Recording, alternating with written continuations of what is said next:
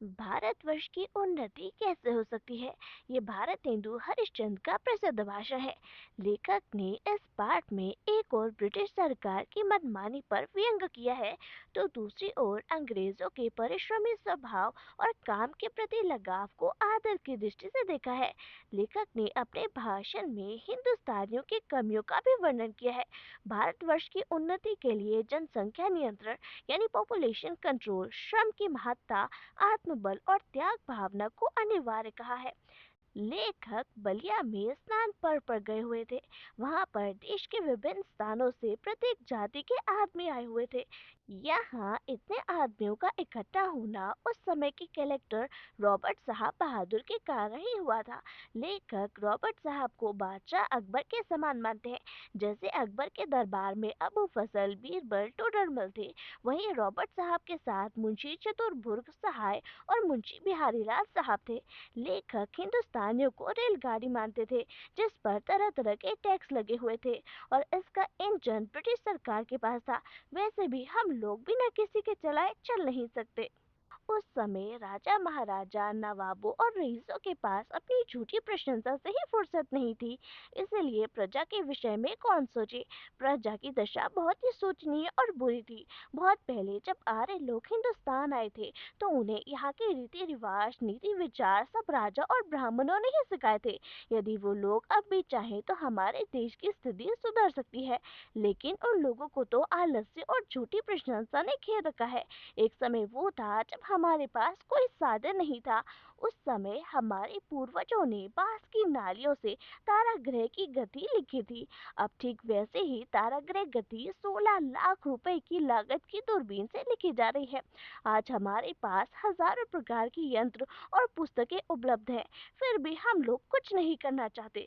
हम लोग तो म्यूनिसिपालिटी की कचरा फेंकने वाली गाड़ी बने हुए हैं। इस समय सभी देश उन्नति की राह पर दौड़े चले जा रहे हैं और हम वहीं खड़े मिट्टी खोद रहे हैं।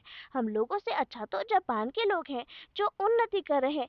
ऐसी उन्नति के समय यदि कोई आगे नहीं बढ़ना चाहता, तो यही कहा जाएगा कि उस पर भगवान का कोप है। लेखक को उसके मित्रों ने भारत की उन्नति कैसे हो के लिए बोलने के लिए कहा था। भागवत में एक श्लोक है, इसका मतलब है कि मनुष्य जन्म लेकर गुरु की कृपा प्राप्त करके और भगवान का आशीर्वाद मनुष्य के साथ हो, तो मनुष्य संसार सागर को पार ना करे तो उसे आत्महत्यारा कहना चाहिए। उस समय ऐसी ही स्थिति हिंदुस्तानियों की थी। उन्हें अंग्रेजी सरकार से सभी प्रकार के साधन उपलब्ध थे, लेकिन उन्होंने उन्नति नहीं करनी चाहिए। हम लोग कुएं के मेंढक, काठ के उल्लू और पिंजड़े के गंगा राम ही बने रहे। लोगों से उन्नति की बात करो तो वो कहने लगते हैं कि उन्हें काम से ही फुर्सत नहीं। उन्नति के बारे में बात करना तो उनका काम है जिनका पेट भरा हुआ है। लेकिन ऐसा कहना भूल है। इंग्लैंड भी कभी खाली पेट था। वहाँ के लोगों ने एक हाथ पेट भरने के लिए तो दूसरे हाथ का उपयोग देश की उन्नति में लगाया। वहाँ के लोग खाली बैठना पसंद नहीं करते। वो लोग गप्पों में भी देश के भविष्य की बातें करते हैं। इसके विपरीत हमारे यहाँ खाली बैठकर चिल्लम पीना और गप्पे मारना है। जितना लोग खाली बैठते हैं उसे उतना बड़ा अमीर समझा जाता है। मलुकदास जी ने ऐसे ही लोगों पर एक दोहा लिखा है, अजगर करे न चाकरी, पंछी करे न काम, दास मलुका कही गए सबके दाता राम। हमारे चारों ओर ऐसे ही लोगों का बोलबाला है। अमीरों की जी हुजूरी करना ही काम रह गया है। इससे हिंदुस्तान की दशा बिगड़ रही है। जनगणना की रिपोर्ट के अनुसार मनुष्यों की गति बढ़ती जा रही है और रुपया कम होता जा रहा है। हमें रुपया बढ़ाने का उपाय सोचना चाहिए। उसके लिए राजा और महाराजा से कोई उम्मीद मत रखो। पंडित भी अपनी कथा में कोई उपाय नहीं बताएंगे। मनुष्य को अपना आलस्य छोड़कर परिश्रम करना चाहिए। उन्नति की दौड़ में भाग लेना चाहिए। यदि हम लोग पिछड़ गए तो फिर हमें कोई ऊपर नहीं उठा सकता।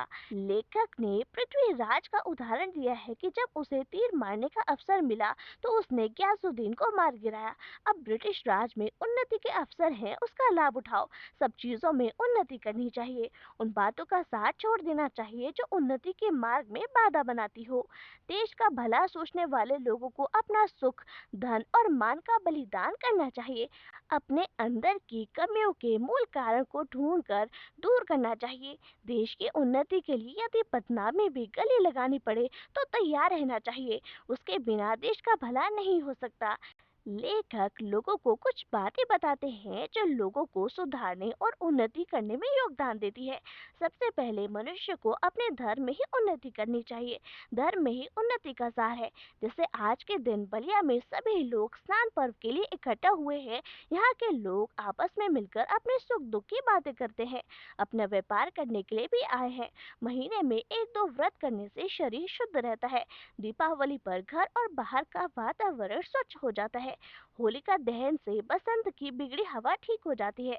इस प्रकार धर्म नीति और समाज नीति दूध और पानी की तरह मिले हुए हैं। लोगों ने धर्म का असली अर्थ समझने की जगह पर धर्म को केवल ईश्वर के चरण पर कमल पूजने का काम समझ लिया है। धर्म के ठेकेदारों ने अपने स्वार्थ के लिए धर्म का स्वरूप बदल रखा है। आवश्यकता है आँख खुलकर धर्म के वास्तविक अर्थ को जानने की। जो बात मनुष्य के हित में है उसे स्वीकार कर लेना चाहिए और जिस बात में अहित हो उसे त्याग कर देना चाहिए। धर्मशास्त्रों में विधवा विवाह, जहाज में सफर करना आदि को गलत नहीं बताया है, लेकिन समाज में इन बातों का विरोध किया जाता है। छोटी उम्र में शादी करके बच्चे के विकास को रोकना नहीं चाहिए, उसे दुनियादारी की बातें सिखानी चाहिए। लड़कियों को पढ़ाई के लिए प्रेरित करना चाहिए, उन्हें कुल, धर्म, देश सेवा की शिक्षा देनी चाहिए। सभी घरों के लोगों को आपस में सभी झगड़े छोड़कर एकजुट होकर देश की उन्नति की ओर चलना चाहिए। मुसलमानों को हिंदुस्तान में रहकर हिंदुओं को नीचा नहीं समझना चाहिए। मुसलमानों में हिंदुओं की तरह ही आपस में खाने पीने, जात पात का भेदभाव नहीं है, लेकिन फिर भी उन लोगों ने अपनी दशा नहीं सुधारी। पुरानी बातों को भूलकर आपस में मिलकर रहना चाहिए। लड़कों को लड़कपन में मीर हसन की मनस्वी और इंद्र सभा पढ़ने को नहीं देनी चाहिए। उन्हें अच्छी शिक्षा दे, रोजगार की बातें सिखाएं, पढ़ने के लिए बच्चों को बाहर भेजे जिससे वो वहाँ से काम सीख कर आए और देश की उन्नति में हाथ बढ़ाए। हिंदू लोगों को भी आपस में जात पात भूलकर प्रेम से रहना चाहिए। हिंदुस्तान में रहने वाला चाहे किसी भी जाति, धर्म और स्थान का हो, उसे केवल देश के हित की सोचनी चाहिए।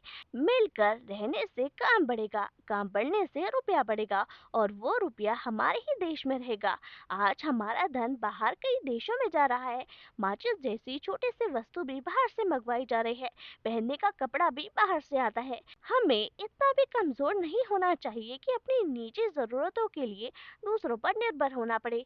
विदेशी भाषा और वस्तु को अपनाने से देश की उन्नति संभव नहीं है। उसके लिए हमें अपनी भाषा सीखनी चाहिए जिससे उन्नति हो सके।